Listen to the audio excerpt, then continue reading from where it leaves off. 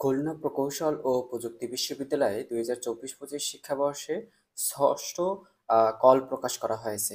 ভর্তি কার্যক্রম অনুষ্ঠিত হবে কবে এবং বিশেষ নির্দেশনা মানতে হবে। তো নোটিশটি আগামী গত ২৮ তারিখে প্রকাশ করেছিল। দুর্ভিক্ষ যে আমি নোটিশটি দেখতে পারিনি। তো নোটিশটি তোমাদের দেখবো যে এখনো ভর্তি কার্যক্রম সামনে, যার কারণে নোটিশটি তোমাদের কাছে তুলে ধরলাম। নোটিশে প্রথমত দেখো যে মেধাক্রম ৫,০০১ থেকে ৬,০০০ পর্যন্ত যারা রয়েছে তাদেরকে কিন্তু ডাকা হয়েছে। শূন্য আসন রয়েছে ৬০টি। ৬০টির বিপরীতে কিন্তু ১,০০০ মেধাক্রমে কিন্তু এখানে ভর্তি কার্যক্রম অনুষ্ঠিত হবে এবং আর্কিটেকচার থেকে ডাকা হয়েছে ৪০১ থেকে ৪২৫ পর্যন্ত এবং শূন্য আসন একটি রয়েছে। একটি আসনের বিপরীতে কিন্তু ২৫ জন শিক্ষার্থীকে কিন্তু ষষ্ঠ মেধা তালিকায় ডাকা হয়েছে। আর এই যে মেধাক্রম এদের ভর্তি কার্যক্রম অনুষ্ঠিত হবে ৩ তারিখে, অর্থাৎ আগামীকালকে, আগস্ট মাসে আগামীকালকে ৩ তারিখে রবিবার সকাল ৯টা ঘটিকা থেকে দুপুর ১টা ঘটিকা পর্যন্ত ভর্তি কার্যক্রম অনুষ্ঠিত হবে। অর্থাৎ তোমাদের মেধাক্রম ডাকা হবে, সেই মেধাক্রম অনুযায়ী তোমাদের ভর্তি কার্যক্রম অনুষ্ঠিত হবে। এখানে কিন্তু উল্লেখ থাকবে যে তোমাদের বলা হবে যে এই যে ৬০টি আসন, ৬০টি আসনের যদি যতক্ষণ পর্যন্ত ৬০টি আসন থাকবে, আসন খালি থাকবে ততক্ষণ পর্যন্ত তোমাদের কিন্তু এই ৫,০০১ থেকে শুরু হয়ে যতক্ষণ পর্যন্ত আসন থাকবে ততক্ষণ পর্যন্ত আমাদের ভর্তি কার্যক্রম অনুষ্ঠিত হবে। তো ৬,০০০ যাওয়ার আগেই যদি আসন একবারে শেষ হয়ে যায়, এখানে ৬০টি আসন যদি শেষ হয়ে যায়, সেক্ষেত্রে কিন্তু তোমাদের ভর্তি কার্যক্রম বন্ধ থাকবে। আর যাদের ৬,০০০ পর্যন্ত ডাকা হয়েছে কিন্তু তাদেরকে অনেকেরই কিন্তু সাবজেক্ট দেওয়া হয়নি, তাদের কিন্তু ওয়েটিংয়ে রাখা হবে। পরবর্তীতে শূন্য আসন যদি হয়, সেক্ষেত্রে কিন্তু পরবর্তীতে আবার তাদের সাবজেক্ট প্রোভাইড করা হবে। এটি কিন্তু তোমাদের উল্লেখ করা রয়েছে নোটিশে।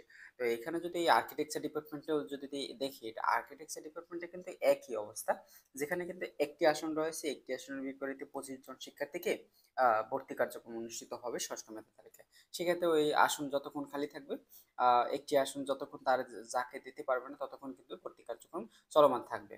আর যখন একটি আসন যাকে প্রোভাইড করা হবে, পরবর্তীতে কিন্তু ওই ২৫-এর আগে ধরো ২০ ১৫-র ভিতরেই একজনকে সাবজেক্ট প্রোভাইড করা হয়েছে, তখন এখন ১০ জন বাকি আছে, ১০ জনকে কিন্তু ওয়েটিং এ রাখা হবে। এটি কিন্তু এখানে উল্লেখ বলা হয়েছে। তো নিচে আসার পরে দেখতে পারবে যে আরো কিছু বিশেষ নির্দেশনা দেওয়া হয়েছে। আজকেই কিন্তু ২ তারিখ। এই ২ তারিখে তোমাদের অনলাইনে লগ ইন করার পরে এই বিকাল ৫টার মধ্যে যে সকল শিক্ষার্থী মেধাক্রমে রয়েছে, এই যে মেধাক্রম রাখা হয়েছে আর্কিটেকচার ৪০১ থেকে ৪২৫ এবং ৪,০০১ থেকে ৬,০০০ পর্যন্ত যারা রয়েছে, তাদেরকে অনলাইনে সাবজেক্ট চয়েসের অর্থাৎ চয়েস ফর্ম পূরণ করতে হবে এবং বিভাগ পছন্দক্রম পূরণ করতে হবে। ইঞ্জিনিয়ারিং বিভাগ সমূহ এবং ইউআরপি বিভাগের ১৫টি পছন্দক্রম পূরণ করতে হবে। পূরণকৃত ফর্ম ও কপি ভর্তির সময় নিয়ে আসতে হবে। শিক্ষার্থী বন্ধুরা, তোমাদের এই আজকে ২ তারিখে ৫টার মধ্যে, যে দেখো ৫টার মধ্যে তোমাদের অনলাইনে লগ ইন করার পরে তোমাদের সাবজেক্ট চয়েস দিতে হবে। ইঞ্জিনিয়ারিং ডিপার্টমেন্ট এবং ইউআরপি ডিপার্টমেন্ট অর্থাৎ আর্কিটেকচার ডিপার্টমেন্ট, তোমাদের কিন্তু এটি কিন্তু অবশ্যই তোমাদের পূরণ করতে হবে। পূরণ করে তোমাদের কিন্তু এই ফর্মটি তোমাদের সাথে নিয়ে যেতে হবে। সেক্ষেত্রে কিন্তু তোমাদের কিন্তু ভর্তি কার্যক্রম সম্পূর্ণ করতে পারবে না।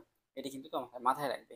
তো নিচে আসার পরে আরও দেখতে পারবে যে ভর্তি কার্যক্রম সম্পূর্ণ করার পরে ওই দিনই পরীক্ষা করা হবে। অর্থাৎ তোমাদের এখানে প্রার্থীর সনদপত্র যাচাইপূর্বক জমা দানের পর ওই দিনই তার স্বাস্থ্য পরীক্ষা করা হবে। অর্থাৎ আগামীকালকে তোমাদের কিন্তু স্বাস্থ্য পরীক্ষা হবে এবং ৪ তারিখে তোমাদের সোমবার বিভাগ দেখে ভর্তির জন্য নির্ধারিত ফি ১২,০০০ টাকা তোমাদের কুয়েট কর্পোরেট শাখায় বিকাল ৩টার মধ্যে, জনতা ব্যাংকের বিকাল ৩টার মধ্যে ১২,০০০ টাকা প্রোভাইড করতে হবে। এই ১২,০০০ টাকা যে সকল শিক্ষার্থী তোমরা দিতে পারবে না, তাদেরকে কিন্তু শূন্য আসন বলে বিবেচনা করা হবে। অর্থাৎ তাদের কিন্তু ভর্তি কার্যক্রম বা ভর্তি তাদের বাতিল হবে। যে সাবজেক্ট পেয়েছো সেটি কিন্তু বাতিল হবে, সেই আসন কিন্তু শূন্য হয়ে যাবে। সেক্ষেত্রে তোমরা এইসব বিষয় তোমরা মাথায় রেখে ভর্তি কার্যক্রম সম্পন্ন করবে। এখানে ৩ তারিখেও যদি পারো যে তো আমি ৩ তারিখেই আমি ভর্তি কার্যক্রমের ফি জমা দিতে চাই, সেক্ষেত্রে তোমাকেও এখানে বলা হয়েছে ৩ তারিখেও তুমি নির্ধারিত ফি কর্তৃপক্ষের অনুমোদন ক্রমে ব্যাংকে জমা দিতে পারবে। তুমি কর্তৃপক্ষের অনুমতি নিয়ে তুমি কিন্তু ব্যাংকে জমা দিতে পারবে এই ৩ তারিখেও। তো নিচে আসার পরে দেখতে পারবে যে ভর্তি কার্যক্রমে কি কি প্রোভাইড করতে হবে। প্রথমত রয়েছে এসএসসির যে রেজিস্ট্রেশন কার্ড রয়েছে এবং এসএসসির যে মূল সনদপত্র রয়েছে, এসএসসির যে মার্কশিট রয়েছে, এইচএসসির যে মার্কশিট রয়েছে, শিক্ষা প্রতিষ্ঠান উচ্চ মাধ্যমিক প্রশংসাপত্র, এইচএসসির যে প্রশংসাপত্র রয়েছে এবং সদ্যতলা পাসপোর্ট সাইজের রঙিন ছবি, সদ্যতলা পাসপোর্ট সাইজের 2 কপি রঙিন ছবি তোমাকে নিয়ে যেতে হবে। স্বাক্ষর সম্বলিত ভর্তি পরীক্ষার প্রবেশপত্র, অর্থাৎ ভর্তি পরীক্ষা দিয়েছো, কোয়েট ভর্তি পরীক্ষা যে দিয়েছো, যে ডিপার্টমেন্ট থেকে, অর্থাৎ ইউআরপি আর্কিটেকচার দিয়ে আর্কিটেকচার বা ইঞ্জিনিয়ারিং থেকে ইঞ্জিনিয়ারিং। তো নিচে আসার পরে তোমরা পিডিএফ এর দেখতে পারবে যে এখানে স্বাস্থ্য পরীক্ষা কিভাবে হবে, কোন পদ্ধতিতে হবে, সেটা কিন্তু তোমরা এখানে কিন্তু অনেক কিছু বলা যায়। তোমাদের ব্লাড টেস্ট করতে হবে, ব্লাড টেস্ট করতে হবে বাইরের কাছ থেকে, বাইরে যে কোনো ডায়াগনস্টিক সেন্টার থেকে ব্লাড টেস্ট করতে হবে এবং আহ, এই ব্লাড টেস্টের রিপোর্টটি তোমাদের নিয়ে যেতে হবে এবং বিশ্ববিদ্যালয় কর্তৃক শিক্ষার্থী জমা দিতে হবে। প্রয়োজন বোধে ভর্তির নিমিত্ত গঠিত চিকিৎসা বোর্ডের সিদ্ধান্ত অনুযায়ী প্রয়োজনীয় মেডিকেল টেস্ট রিপোর্ট দাখিল করতে হবে। সংশ্লিষ্ট বোর্ডের নির্দেশনা মোতাবেক জমা দিতে হবে। মেডিকেল টেস্টের দিন চশমা ব্যবহারকারী ছাত্রছাত্রীদের অবশ্যই চশমা নিয়ে আসতে হবে। শিক্ষার্থী বন্ধুরা যারা চশমা ব্যবহার করো তাদেরকে এই চশমাটি নিজে নিয়ে আসবে এবং ভর্তি পরীক্ষার ওয়েবসাইটে স্বাস্থ্য পরীক্ষা নির্ধারিত ফর্ম ডাউনলোড করা যেতে পারে। অর্থাৎ ভর্তি পরীক্ষার যে একটি স্বাস্থ্য পরীক্ষা রয়েছে, স্বাস্থ্য পরীক্ষার ফর্ম তোমাদের ফিল আপ করতে হবে। সেই ফিল আপ করে তোমাকে কিন্তু সেই ফর্মটি ডাউনলোড করে তোমাকে কিন্তু কপি নিয়ে যেতে হবে।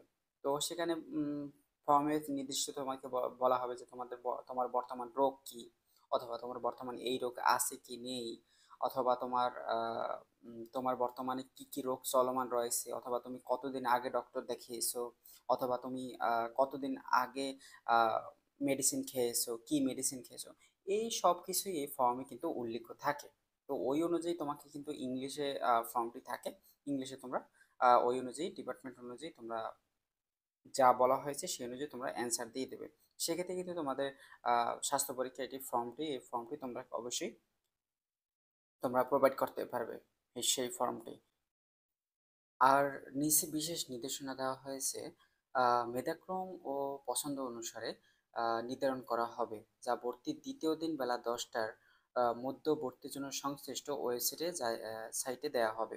ভর্তিকৃত প্রার্থীদের ব্যাপ্তি বিভাগ ও মোট শূন্য আসন সংখ্যা যদি থাকে, পরবর্তী ভর্তির জন্য প্রয়োজন সাপেক্ষে নির্বাচিত প্রার্থীদের 6-8-2000 তারিখের মধ্যে ওয়েবসাইটে দেওয়া হবে। অর্থাৎ পরবর্তীতে প্রাপ্তি বিভাগ, অর্থাৎ কে কোন সাবজেক্ট পেয়েছো ষষ্ঠ মেধা তালিকায় এবং সাবজেক্ট প্রোভাইড করার পরে কয়টি আসন ফাঁকা রয়েছে সেটি কিন্তু প্রকাশ করা